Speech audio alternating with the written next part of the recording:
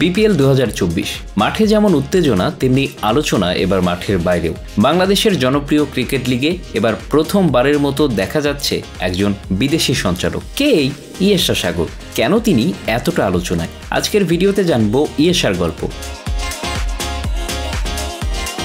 ইয়েশা সাগর একজন ভারতীয় কানাডীয় মডেল, অভিনেত্রী এবং ক্রীড়া উপস্থাপক। এবার চট্টগ্রাম কিংসের অফিসিয়াল হোস্ট হিসেবে তাকে নিয়োগ দেওয়া হয়েছে। তার জন্ম ভারতের পাঞ্জাবের লুধিয়ানায় 1996 সালের 14 ডিসেম্বর। তবে তিনি কানাডায় বড় হয়েছেন।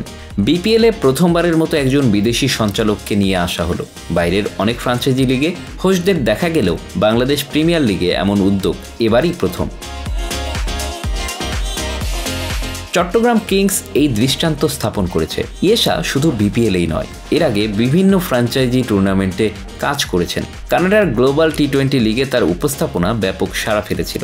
ক্রিকেটের প্রতি তার ভালোবাসা এবং অভিজ্ঞতা তাকে এই জায়গায় প্রতিষ্ঠিত করেছে। ইয়েশা সাগর শুধু উপস্থাপকই নন, তিনি একজন ফিটনেস ইনফ্লুয়েন্সারও।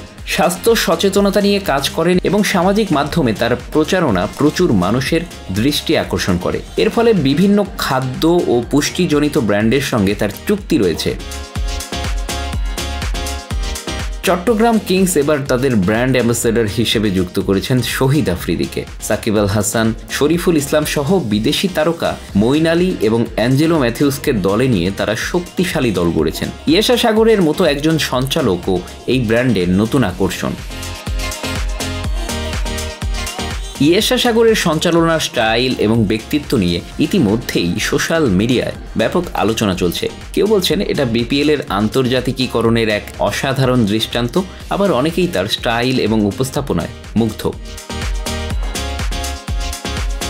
ইয়েশা সাগর শুধু একজন উপস্থাপক নন, তিনি বিপিএলে নতুন দৃষ্টান্ত স্থাপন করেছেন। তার মতো বিদেশি সঞ্চালকদের অংশগ্রহণ কি বিপিএলকে আরও জনপ্রিয় করবে?